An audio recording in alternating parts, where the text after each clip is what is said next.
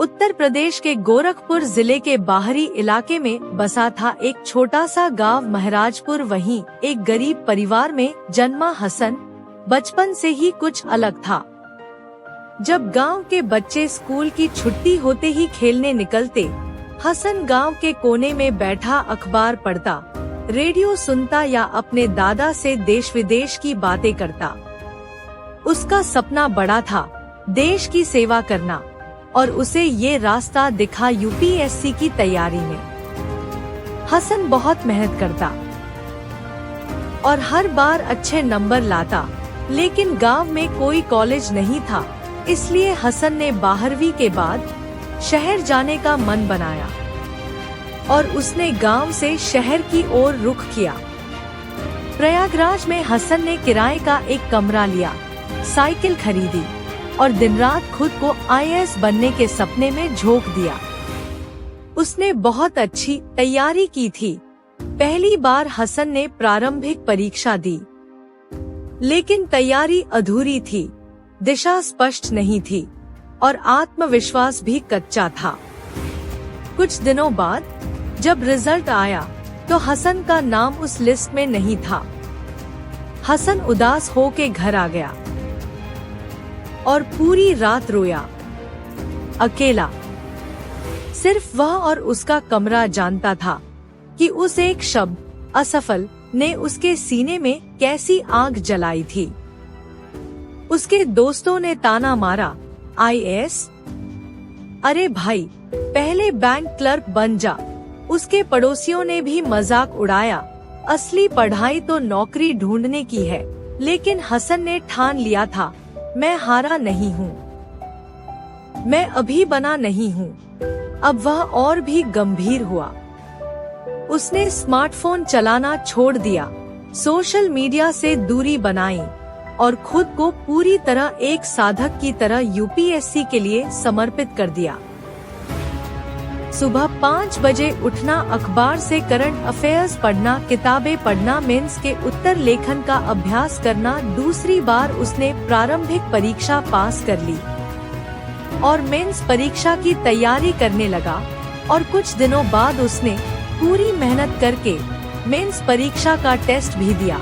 लेकिन जब मेंस का रिजल्ट आया, वह फिर असफल हो गया था। इस बार दिल के साथ परिवार भी टूट गया।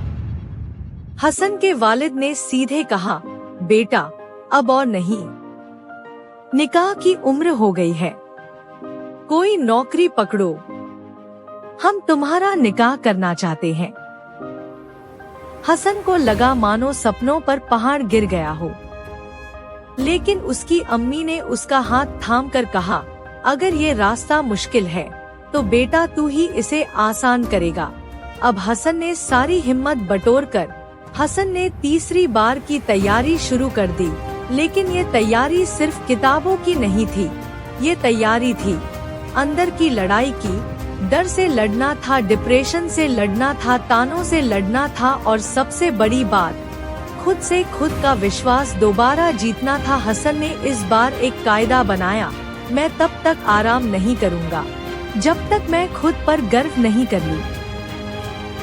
उसने 365 दिनों का एक कैलेंडर बनाया। हर दिन पर एक बात लिखता, आज मैं और मजबूत बनूंगा, मेरी नाकामी मुझे सिखाएगी, मैं रुकूंगा नहीं। इस बार उसने सिर्फ किताबों से नहीं सीखा, बल्कि खुद की नाकामी का विश्लेषण भी किया। उसने अपने पुराने नोट्स उठाए, पिछली गलतियों को समझा, टॉपरों के नोट्स से तुलना की, मॉक इंटरव्यू दिए, योग और ध्यान से मानसिक संतुलन बनाया। अब वह न सिर्फ एक उम्मीदवार था, बल्कि एक योद्धा बन चुका था। मार्च की एक ठंडी सुबह जब सूरज उग रहा था, यूपीएससी का अंतिम परिणाम आया। कांपते हाथों से वेबसाइट खोली, रोल नंबर डाला, एंटर दबाया। Roll number 182736, rank 27। उसके आंसू निकल पड़े। यह आंसू हार के नहीं थे, यह थे जीत की खामोश गवाही। गोरखपुर के अखबारों में उसका नाम छाया। गांव में ढोल बजने लगे। उसकी अम्मी ने पहली बार आंखों में खुशी से आंसू भरे। उसके वालिद ने सिर झुकाकर कहा, बेटा आज तूने हमें सिर उठाने लायक बना दिया। और हसन? वह अगले दिन उसी पुराने कमरे में गया जिसमें वह रोया था, टूटा था, जूझा था। वहां जाकर उसने उस दीवार पर हाथ फेरा और कहा, तू गवाह है मेरी लड़ाई का और मेरी उड़ान का भी। असफलता कोई दाग नहीं है, ये तो एक सबक है, एक सीढ़ी है जो हमें हमारी मंजिल तक ले जाती है। जो गिरने से नहीं डरता वही उड़ने का हकदार होता है। असफलता का डर नहीं। विश्लेषण करो, बार बार गिरने वाले ही सबसे मजबूत योद्धा बनते हैं। सफलता एक दिन में नहीं मिलती, लेकिन हर दिन की मेहनत से बनती है। खुद पर भरोसा कभी मत छोड़ो, किस्मत भी मेहनत देखकर पलटती है।